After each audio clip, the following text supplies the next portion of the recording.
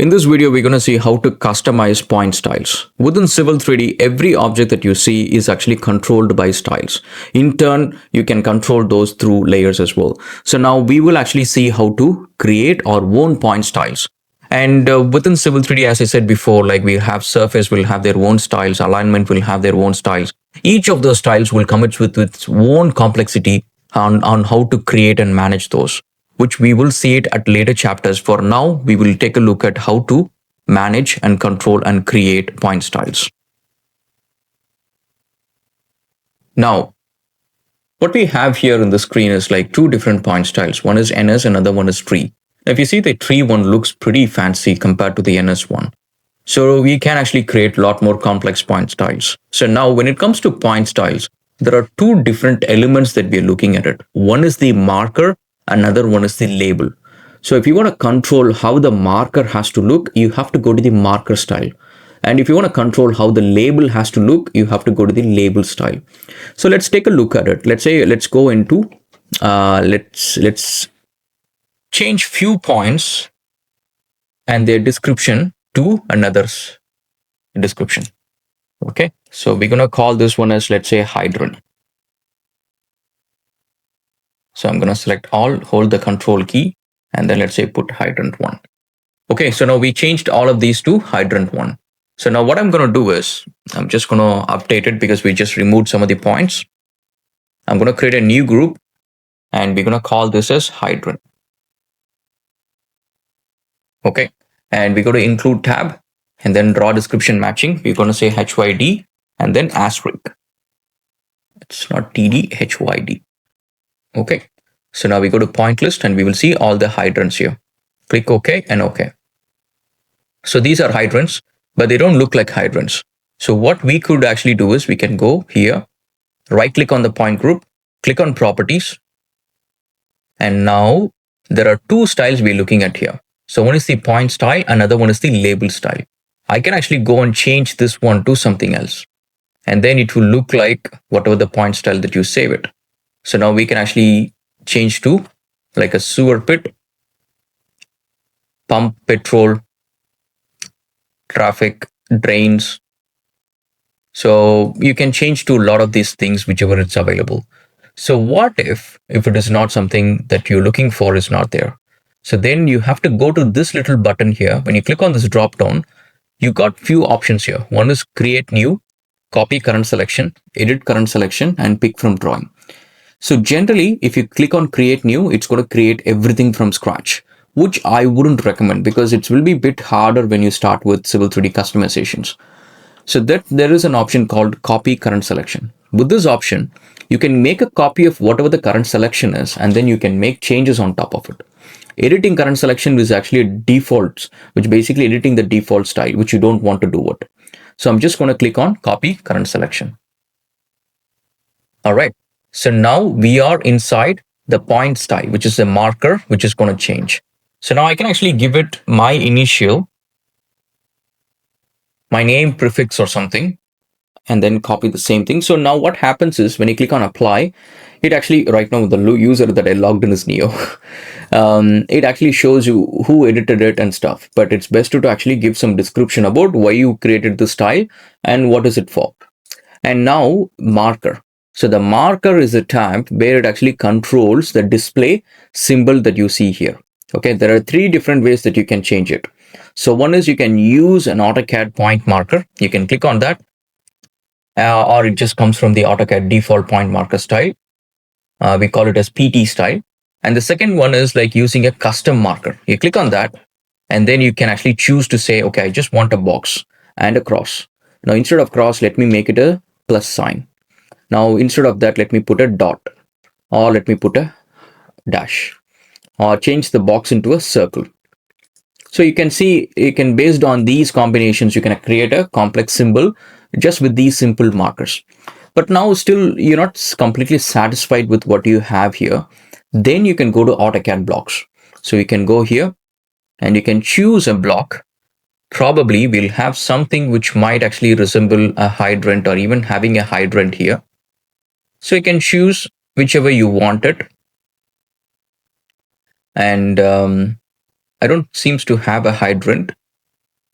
there is manholes. Let's see if we can pick something which is closest to that. Okay. Or something else. Okay. Let's say we pick something like that. And then what you can do is you click on apply, that style gets applied.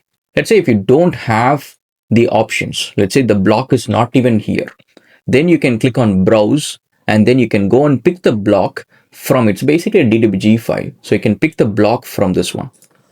So which we will see it. You can create a basic block and which we will deal with AutoCAD Advanced.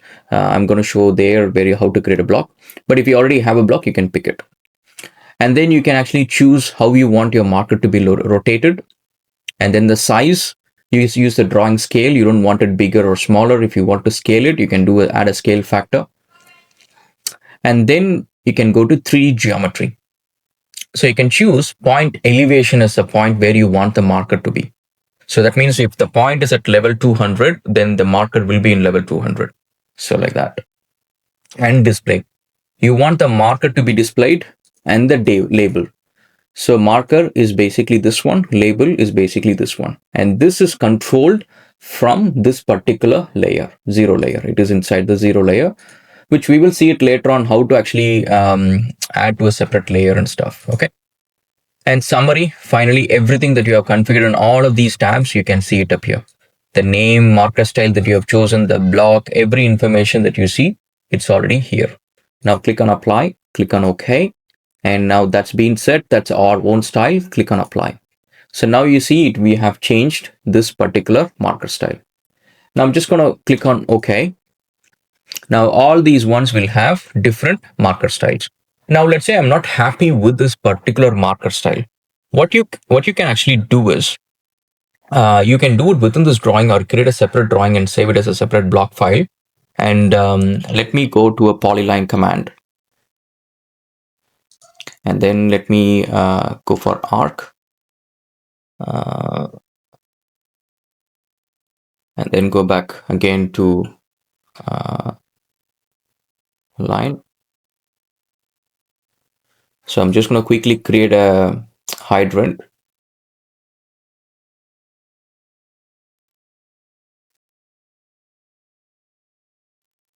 We're going to use mid. Okay, so this is basically not the mid. We'll go for this one. We're going to turn on orthogonal. And then we're going to turn on snap modes. No, this is not snap. Object tracking. It's been a while since I've done this in AutoCAD. So I'm just gonna turn this. This is snap, and this is reference line. Show reference lines, and so this is orthogonally, and this is basically polar tracking, I guess. Okay, let's try.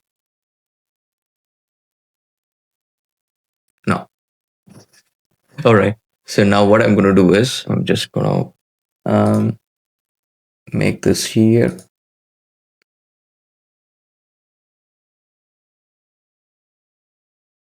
Yeah, here we go. Okay. So I'm just gonna use this probably explode,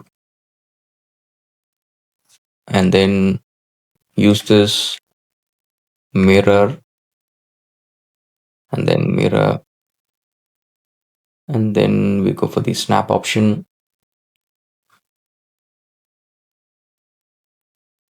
Okay, and then we can get rid of that. And so now it's gonna be like that, and then use that mirror.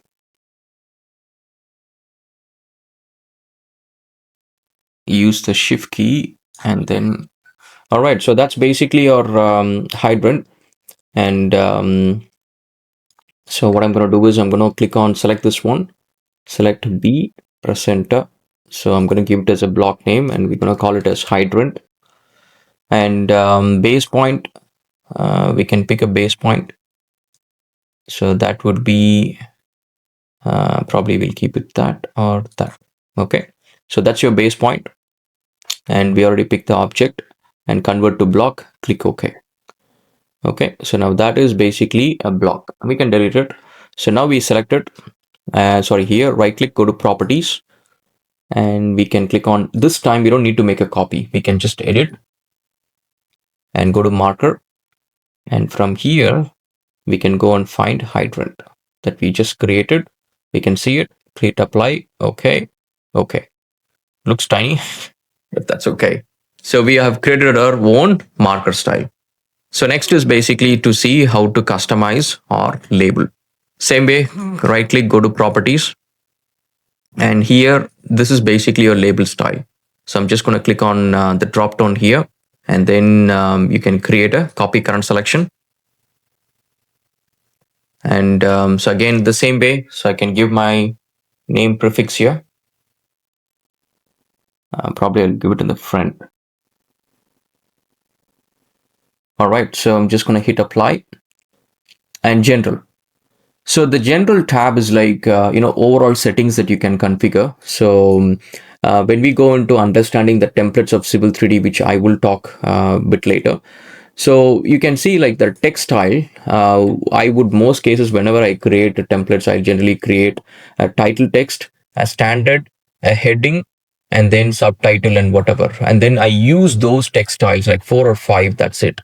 And I'll be using those across the drawing, across the designs and styles and everywhere. So that if you just go and change those styles for some basic settings, that would update the whole drawing rather than, we have whole bunch of other text and then we'll managing those individually. All right, so I'm just going to use Civil 3D standard, which is fine. And then the label visibility, if you turn it off, you're not going to see the label. So of course, the point of this one is like we want to see it. And then you can choose which layer this label has to be in. Then what you can do is you can go to that particular layer, to turn it off, the labels will disappear. You can change the color and stuff, you can override some of those things directly from the layer. And then the object reference is based on object or by view. And force insertion, no.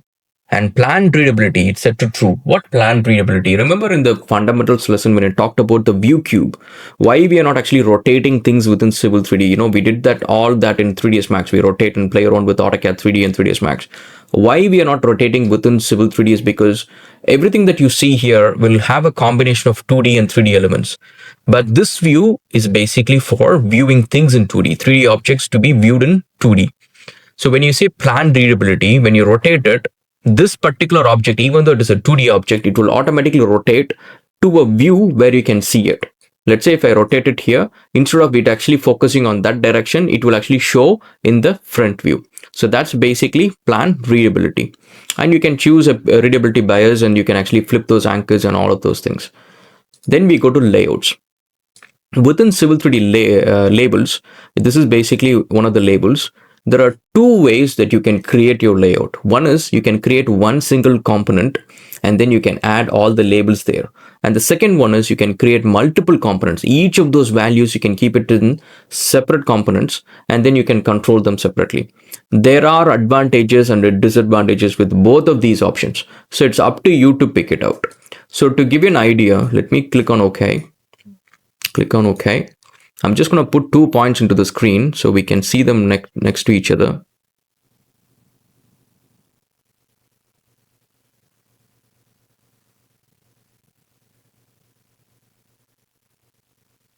So I'm just going to move this one closer so we can see them together. Okay.